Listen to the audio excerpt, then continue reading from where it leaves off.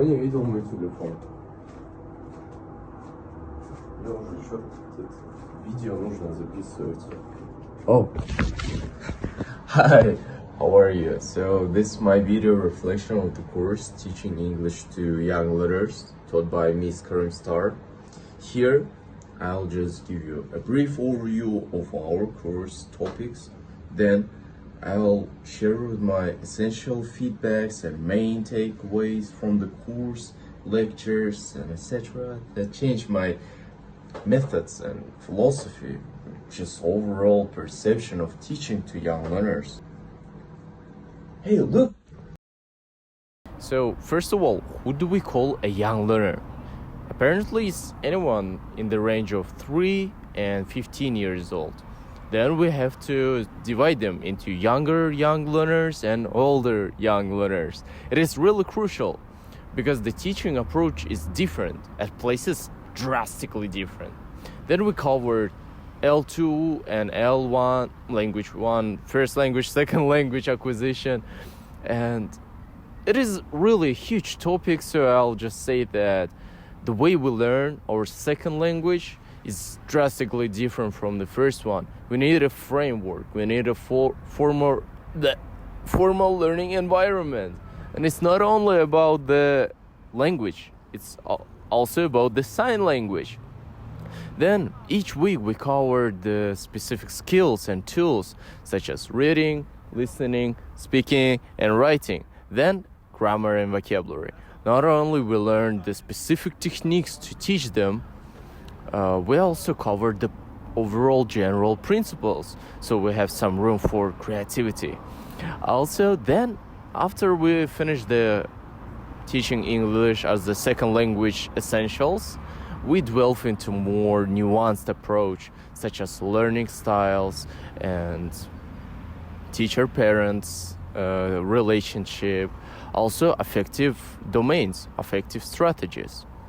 But to discuss them, let's go somewhere more comfortable. The changes in my teaching for young learners changed right from the first lecture.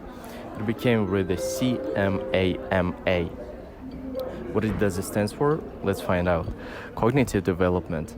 So now I don't really give her many steps to learn. Instead of just saying, open the book, go to the page 15, now look at the text and follow when I read. I say, hey, open the book, go to the page 15. Then look at the text, and the last instruction is actually listen and follow. Now the motivation. I started to give explicit goals for each single unit. Then I give her evidences of her progress, and I give more opportunities for authentic communication, just speaking with the language that we know. And I try to tailor a content to her interests so she could relate to them. Attention. I began to use more movement-based activities. And the hands-on experience. So instead of just, listen and fill in the gaps, we use listen and draw, or listen and color. Then we move.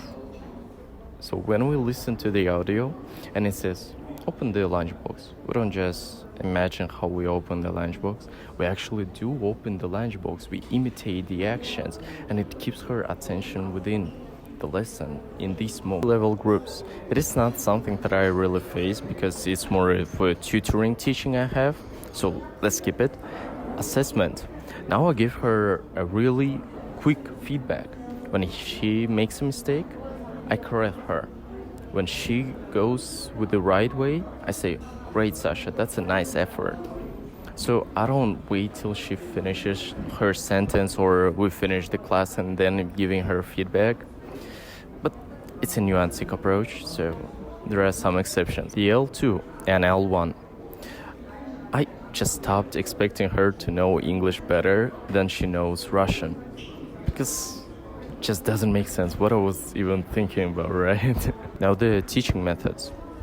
Well, it didn't really change a lot. I still use the TPR, audiolingual, but the silent way it's a game changer for me. Now I use it, so Sasha has more opportunity to give more than 1 2 word sentences, yeah, and she has the chance to self-correct herself, and of course she don't get tired of my voice. Now let's proceed to the skills: listening, speaking, reading, and writing. Listening. So it came as a surprise for me that younger learners understand the teaching voice better. But it just makes sense, right? So now I teach Sasha, I read her the audio myself. I don't use the pre-recorded ones. But recently she actually started liking the pre-recording more than me. So I think she's getting more to the category of the older young learners. Then now I use some interesting techniques. We don't just listen and fill in the gaps. Now we listen and draw, listen and color. Oh, and also there is a top-down approach and bottom-up approach. I don't want to really stop here a lot, but the top-down approach is the better one for me. It allows the student to use contextual cues, and it's just better for young learners to teach them inductively. The reading one wasn't really a game changer, a breakthrough for me, because I really just follow the book instructions, and it just happened to perfectly align what we have learned here. But interestingly, I just use some more interesting activities, and I don't give her a big chunks to repeat. Now I use smaller ones. So instead of saying, "Hello, how are you? I'm fine, and you?" Now Sasha, repeat. I say, "Hello, how are you?" Repeat. "I'm fine, thank you, and you?" Repeat. It's just better for young learners. Let's go to the writing. There are 2 approaches, the process and the product one. I'm more of the product approach because I understand that it's easier with the young learners, but I understand that the writing is a huge, long journey. Students start from tracing the dots, then connecting those letters, then making up the whole word, then making the 2 word sentences. So it's a huge process, and it is really interesting if you get involved in it. Now let's proceed to the tools: vocabulary and grammar. While I learned a lot of new techniques for teaching vocabulary, I stick to the principles. The first 2 of them is keep a vocabulary notebook. It is really efficient and frequently revise and recycle the vocabulary. Don't just repeat it after the learned lesson, but always recycle it. For the younger young learners, it's emphasizing direct teaching and pre-teach vocabulary before the task. And for older young learners, it's just vice versa. And grammar, just as a vocabulary, I picked up a lot of new cool techniques to teach it, but the main thing is the principle. Never, ever teach grammar deductively. It just doesn't work for young learners. Go with the inductive. Use framework to repeat frequently, and they will just learn it. Now that we've finished with the takeaways, let's just change the location. Oh, actually, I nearly forgot about the feedbacks that I wrote during our seminars. Let me just read it out for you. For long instructions, just use L1. No need to confuse the learners with your long L2 with friends. Be more aware of solo students.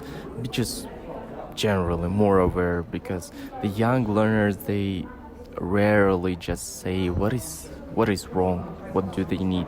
So as a teacher, I must be aware. Give homework before the game, because they'll just get too excited and forget about writing the homework. Of course, give connected homework to what you learned during the lesson.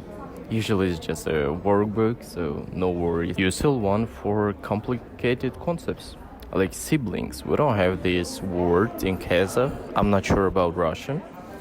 Then don't be afraid to be demanding, but be kind demanding. Also, more activities. You should always prepare more activities as the fillers. When teaching writing, teach it at class. Because why are you even teaching it if you are not actually teaching it during the class? Okay, that is it. Now let's just go home.